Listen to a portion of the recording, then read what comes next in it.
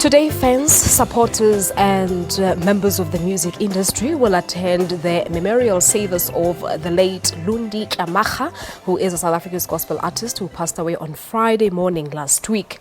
Lundi will be remembered for the contribution he made to the music industry, which he leaves as his legacy to South Africans. We joined in our studios in Johannesburg by Lundi's former manager, Tshepo Ndzimande. Tshepo, good morning to you and welcome to Morning Live. Thank you, my sister, and good morning to your viewers. Yeah, and I want to take this opportunity and say condolences to all the fans of Lundi.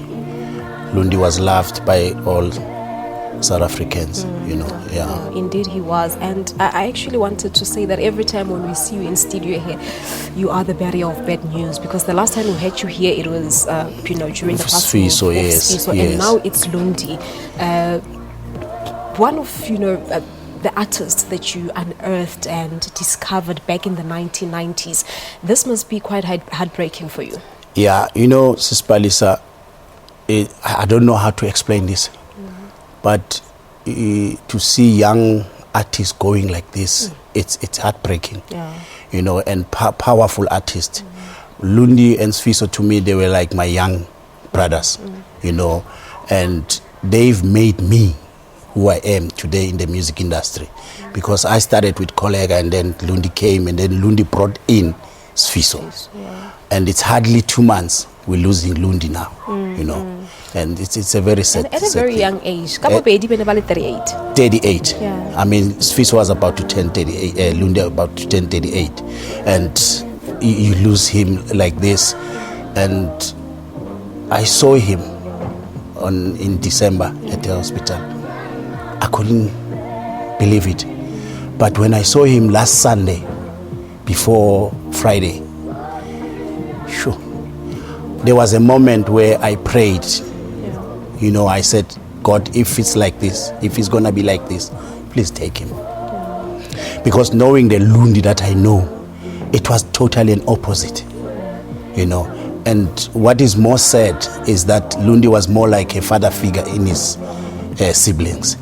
He's the only breadwinner in the family. His mother passed on. We buried his mother, I think, 6 years ago.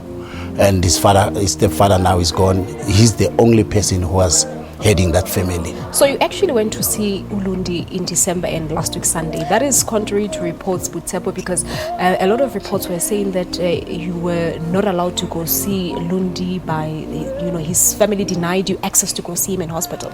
In fact, with his new manager, there was a request that they need a space. And I respected that. But it was not directed to me. It was for everybody, because they could see. And what I saw on the 22nd of December at Joburg Jan, I saw a different Lundi. Also, I couldn't take it. So they wanted that space. So I don't know who created that vibe, that there is a problem between me and... Yeah. And you were also quoted as saying that Lundi is someone who never gave up in life, someone who was always bubbly. How would you remember him? I will remember Lundi exactly like that somebody was very strong. Yeah. You remember that Lundi, he came out and said he's got drug problem, he's got alcohol problems. Yeah. And nobody caught him, no media media house can claim that, no, we break the story, because he said to me, Tshepo, I've got a problem.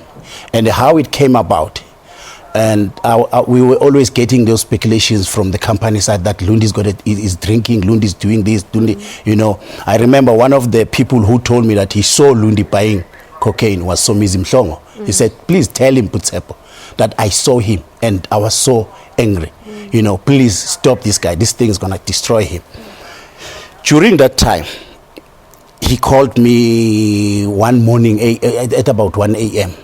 He said, please come to my house, come to my flat. I said, why, Lundi? It's early in the morning. Why 1 a.m., 2 a.m. in the morning? No, please, Tshepo. I drove, I got there, and he gave me this white plastic, a smaller thing. Yeah. He said, this is the thing.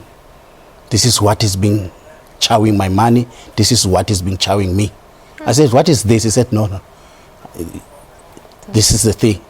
And I took him to my place. The following day, I met with my partners, Peter Clady, and all the guys, Harvey and Clive. And I said, tell them what happened, Lundi. He said, this is the cocaine I'm chowing. Yeah. You know how much was that thing at that time? It was 45 rands. That small pack. Small thing. That small pack. And he said, I need help. Yeah. And he was criticized a lot by the media, especially in relation to, you know, his drug addiction, alcohol addiction as well. But how did he take everything? You know, he always said to me, Tshepo, if I was made by media, I would stop. But because I'm not singing about media, I'm singing about God, and that's the man who made me. I will never stop. And I'm the one who came out and said, I've got this problem. And what I like is the fans embrace that thing that Lundi came out, because there are a lot of people who are still in the closet about their problems, but they're preaching something else. And that's what made people to love Lundi all the time. And that's what made me not to move away from him. By the time we separated with Lundi, it was a clear business deal, because Anele Lazo came to my office and said, I want to get into the music industry. I spoke to Lundi. He's willing to work with me. Would you allow me to buy his contract? That was 2014. I worked with Lundi since 1998 until 2014. And I sold his contract to Anel. Hence, even today, we are working together to make him a good farewell, you know. All right, talking about a good farewell, his memorial service will be today. Talk to us quickly about the details of the memorial service and the funeral service. Today at Grace Public Church in Soweto, we are having his memorial service from 2 p.m. until 6 p.m. And then we're still getting the times and the program for Sunday. He'll be buried in Western Cape at Worcester on Sunday. All right. Yes. All right. No, Tshepo, thank you so much. Condolences to you, and deepest condolences to the family of Ulundi. Thank you. Relebo.